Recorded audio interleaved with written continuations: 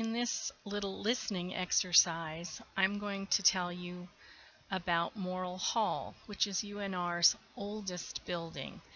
When it was built in 1885, the building was the only building on campus. It included the classrooms, the dormitory rooms, the cafeteria, the laboratories, the administrative offices, and the library.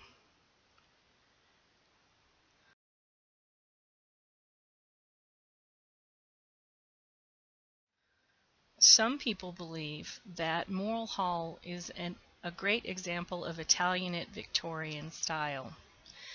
Italian Victorian styles features include a low-pitched or flat roof with a square cupola on top.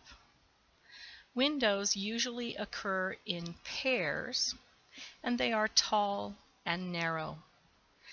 The buildings are usually rectangular or square in shape, and they always include features of symmetry, which means balanced design. You can see on the top floor of this example drawing that there is a pair of windows on the left and a pair of windows on the right, and in the middle there is just a single window. On the bottom floor, there are two arched windows on either side of the entrance, and each arched window includes a pair of smaller arched windows.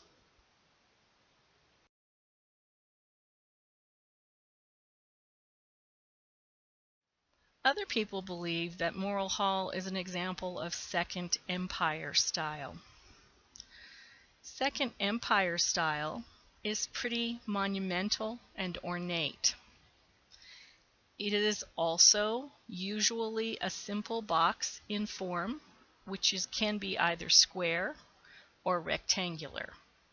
It also includes symmetrical design aspects. If you look at the picture on the left, you can see that there is a pair of windows on either side of the entrance on the bottom floor.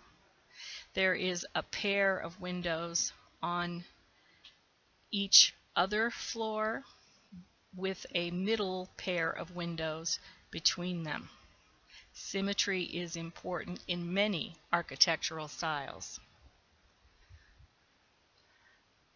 The key features of Second Empire style are the mansard roof, which, although it shows angles on the outside, actually allows builders to make the top floor of the building as large as the floors below it. It doesn't make an attic with angled walls.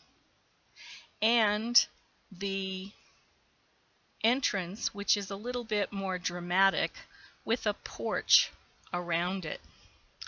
Now let's look at some pictures of Morrill Hall at UNR, and you can try to decide what you think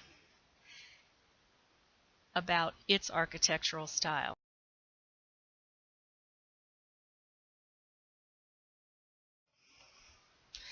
You can see that Morrill Hall is undergoing some construction work in front of it right now, but this is a great view of Morrill Hall that shows some of its features.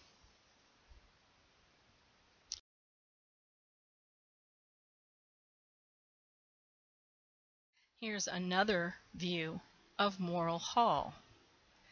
You should try to decide whether you think it is an example of Italianate Victorian architecture, or it's an example of Second Empire style architecture.